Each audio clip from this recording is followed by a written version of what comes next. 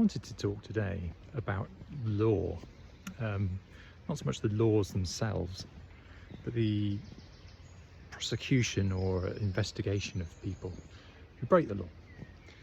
Now, this is largely in reference to the fact that Boris Johnson has had one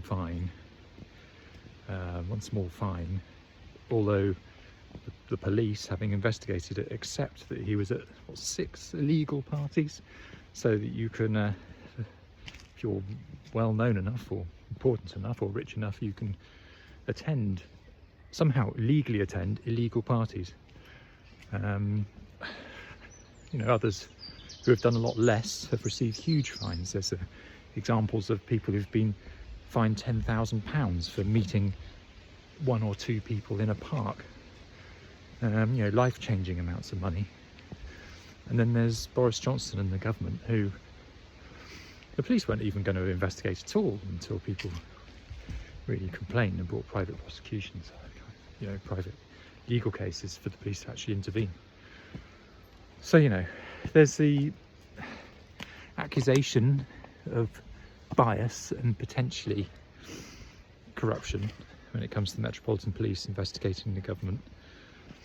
But then there's the wider issue, isn't there, of the law and how actually, if you're wealthy, different laws, well, not different laws, but the law is applied rather differently to you.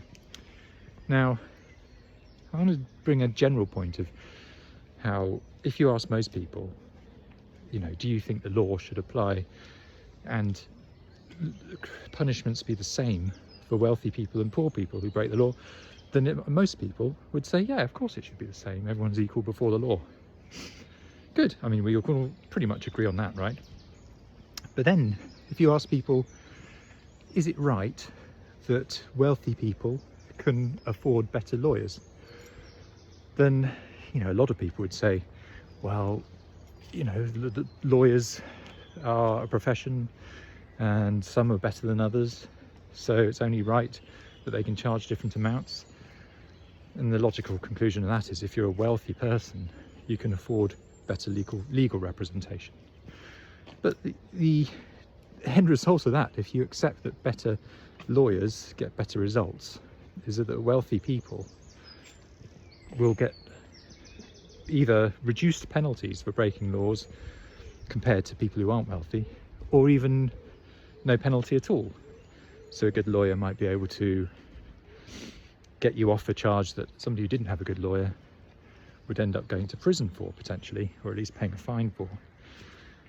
And this is kind of well known, isn't it? You get wealthy people with amazing lawyers who manage to get their clients off pretty much anything, because they've got the time or the expertise or the contacts.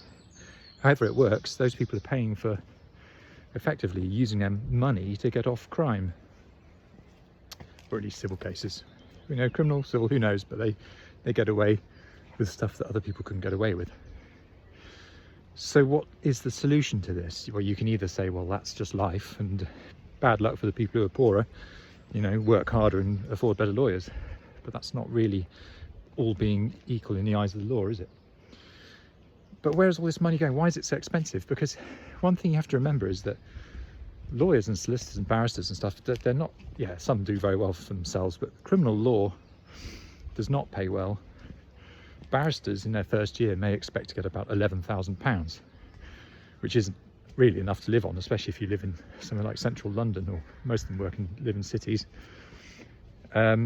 So what you're looking at there already is a profession where, if you're not rich, you're not really going to get into it because you can't afford to. You might have to have a second job, but actually most people will depend on parents or some sort of financial stability to actually become barristers in the first place. So you're discounting a lot of people from poorer backgrounds into even going into the profession. So it's altogether surprising that it's a profession that, once the people have made it and they can charge money, they're going to look to recoup that investment. But I don't really want to blame the barristers.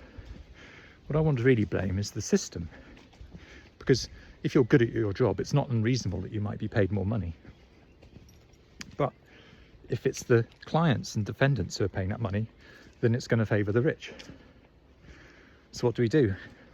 Well, how about all barristers, all legal representation is paid for by the state? So you get free defence. Basically, if you're accused of a crime, the state will allocate you a solicitor or a barrister on a effectively random basis, but the state pays people more if they get good results. Now, is that a perfect system? No, of course it's not a perfect system. But is it a better system than the rich being able to afford the best legal representation? Yeah, I'd say so, because it's effectively random. You know, when you're faced with defending yourself from some criminal, well, not defending yourself hopefully, but faced with defending or having a legal defence, then rich or poor, you've got just as much chance of getting a good solicitor or barrister helping you. That's what I would suggest, because what else are we going to do?